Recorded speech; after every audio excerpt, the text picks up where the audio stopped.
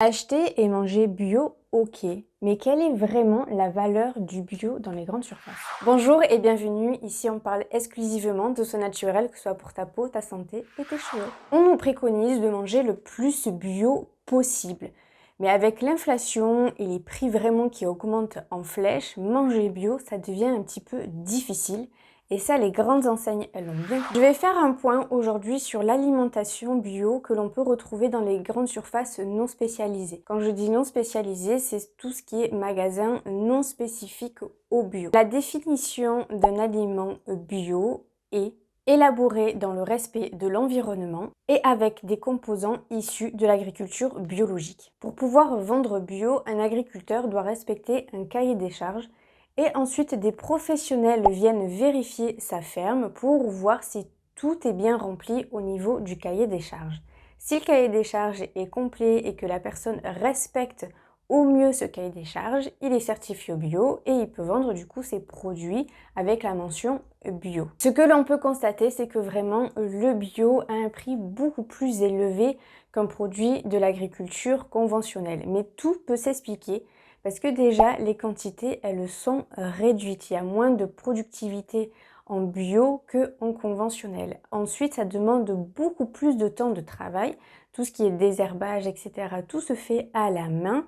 Et ensuite, ça demande beaucoup plus de main-d'œuvre aussi. Et parfois, nos agriculteurs n'ont pas d'autre solution que de trouver des alternatives en fait aux pesticides. Admettons, si une culture est touchée par les moucherons, et bien l'agriculteur, du coup, il va intégrer des centaines et des centaines de coccinelles pour qu'elles viennent en fait réduire cette population de moucherons, voire la faire disparaître. Et tout cela impacte forcément le prix à la fin. Les grandes enseignes ont bien compris que l'on arrive de plus en plus de mal à acheter bio et je suis du coup allée un petit peu farfouiller pour comprendre comment ils arrivent à casser les prix par 2, voire même par 3. Pour que tout le monde comprenne le sujet, je vais prendre un exemple, c'est l'avocat. On peut trouver 2 avocats emballés ensemble à 2,75 €. Ça, c'est ce qu'on voit sur le dessus parce que bien souvent aussi le bio est emballé dans du plastique super. Donc 2,75 € les 2 avocats, ça c'est ce qu'on voit sur le dessus de l'emballage. Et quand on retourne l'emballage, souvent on voit la provenance qui n'est pas de France, mais ça peut être du Mexique ou de l'Espagne. C'est les 2 gros producteurs d'avocats. Le premier facteur qui fait baisser le prix, c'est le salaire. Au Mexique, le prix moyen d'un salaire par mois est de 670 € par mois. Ensuite, si les cultures elles sont impactées ou touchées par un insecte, ils ont le droit de mettre des produits chimiques, en d'autres termes, des pesticides. Et ils ont aussi le droit d'irriguer énormément du coup les cultures pour avoir des gros fruits.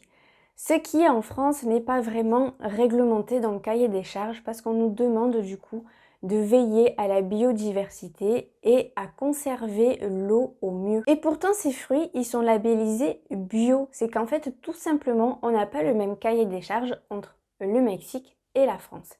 Donc en fait acheter un avocat de culture conventionnelle ou un avocat du Mexique, je pense que c'est à peu près du coup la même chose. Ensuite, pour l'élevage des animaux, là aussi ça a beaucoup changé depuis 2009. Avant 2009, du coup, c'était la réglementation française. Et après 2009, on est passé à la réglementation européenne. Avant 2009, les élevages d'animaux étaient vraiment de toute petite taille. Tout ce qui était antibiotiques était interdit et les éleveurs devaient au moins produire 40% de l'alimentation de leurs animaux sur leur ferme. Depuis 2009, la réglementation a changé, elle est devenue européenne et les élevages du coup ont pu s'agrandir énormément. Et du coup, qui dit plus d'animaux, dit plus de risques de maladies. Et de ce fait, les antibiotiques ont fait leur retour. Ils ont aussi le droit d'importer de l'alimentation, donc ça peut pas forcément être du maïs bio ou du soja bio. Tout vient en fait souvent des États-Unis. Pour terminer, je ne critique personne sur sa façon de consommer, ni d'acheter ou de ne pas acheter du bio. C'est juste une vidéo informelle. Chacun fait comme il veut, mais surtout comme il peut. Voilà, maintenant je pense que tu sais tout sur les secrets de l'alimentation biologique des grandes surfaces. Si tu as des questions ou que j'ai peut-être oublié quelque chose, n'hésite pas en commentaire ou sur mon compte Instagram qui est juste là. Sur ce, je te dis à la prochaine. Ciao!